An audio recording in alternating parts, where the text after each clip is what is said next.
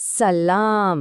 آج ہم ایک انتہائی اہم اور سچ پوچھئے تو بہت ہی گہری حدیث کا تفصیلی جائزہ لینے والے ہیں۔ یہ ایک ایسا متن ہے جو بیک وقت ہمیں روحانی بلندی اور ایک بہت ہی سخت تنبیہ کے بارے میں بتاتا ہے۔ تو چلے بغیر کسی تاخیر کے سیدھا آج کے اس فکر انگیز موضوع کی طرف چلتے ہیں۔ شروعات ہی ایک بہت طاقتور اور تھوڑے پریشان کر دینے والے سوال سے ہوتی ہے۔ وہ کون سی چیز ہے جو اعلیٰ ترین عبادات کو بھی بالکل باطل یا ضائع کر دیتی ہے؟ ذرا سوچئے، زیر غور متن دراصل ہمیں ایک بہت بڑا تضاد دکھاتا ہے۔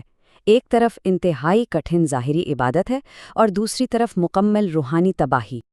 اب اس کی گہرائی میں جانے سے پہلے یہ دیکھنا بہت ضروری ہے کہ یہ بات ہم تک پہنچی کیسے ہے۔ یہ بالکل وہی الفاظ ہیں جو حضرت عبداللہ بن عباس رضی اللہ عنہما نے روایت کیے ہیں۔ اس حوالے کا مقصد صرف یہ ہے کہ ہمارا آج کا یہ سارا تجزیہ مضبوطی کے ساتھ بالکل اصل ماخذ سے جڑا رہے۔ تو آتے ہیں پہلے حصے کی طرف، جو کہ نبی کریم صلی اللہ علیہ وآلہ وسلم کی دعا کے حوالے سے ہے۔ یہاں ان 5 شاندار خوبیوں کا ذکر کیا گیا ہے جن کی خاص طور پر دعا کی گئی، یعنی ثابت قدمی، ہدایت، علم، سخاوت اور بہادری۔ اگر ہم ان خوبیوں کو ذرا الگ الگ کر کے دیکھیں تو اندازہ ہوتا ہے کہ اس خاندان کے لیے کتنا غیر معمولی بلکہ کمال کا روحانی معیار قائم کیا گیا ہے۔ یہ علم و عمل اور بہادری و سخاوت کا ایک ایسا حسین امتزاج ہے جو واقعی بے مثال ہے۔ اب ذرا رخ کرتے ہیں دوسرے حصے کی طرف، جہاں ایک بہت سخت تنبیہ اور اس کے انجام کا ذکر ہے۔ یہاں ہمیں ایک بہت ہی واضح اور حیران کن موازنہ دیکھنے کو ملتا ہے۔ ایک جانب ظاہری عبادات ہیں، اور دھیان دیجیے گا یہ کوئی عام عبادت نہیں ہے، یہ خانہ کعبہ میں رکن اور مقام ابراہیم جیسی مقدس ترین جگہوں کے درمیان کھڑے ہو کے نماز پڑھنا اور روزے رکھنا ہے۔ لیکن دوسری جانب ایک اندرونی خامی ہے، یعنی اہل بیت سے بغض۔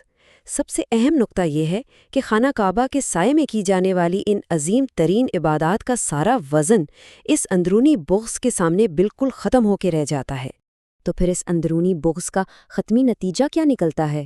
یہ نتیجہ صرف ایک ہی نہایت واضح لفظ میں بیان کر دیا گیا ہے، اور وہ ہے دوزخ۔ ماخوذ کے مطابق ان تمام ظاہری اور کٹھن عبادات کی کوئی حیثیت نہیں بچتی، کیونکہ دل میں موجود یہ بغض ان سارے اعمال کو، ان ساری محنتوں کو مکمل طور پر باطل کر دیتا ہے۔ یہ ایک ایسا سخت ترین انجام ہے جس سے بچنے کی بار بار تاکید کی گئی ہے۔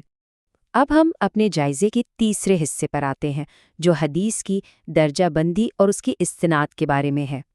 یہاں علم حدیث کی ایک خاص اصطلاح ہمارے سامنے آتی ہے، اور وہ ہے حسن صحیح۔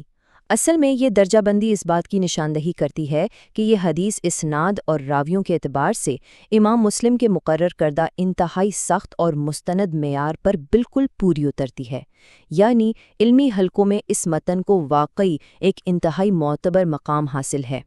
اس علمی باریکی کو اگر ہم مزید کھول کر دیکھیں تو سوال یہ پیدا ہوتا ہے کہ کیا یہ روایت امام مسلم کے معیار پر پورا اترتی ہے؟ تو اس کا جواب ہے بالکل ہاں، لیکن کیا اسے باقاعدہ طور پر صحیح بخاری یا صحیح مسلم جیسی بڑی کتابوں میں شامل کیا گیا ہے؟ اس کا جواب ہے نہیں۔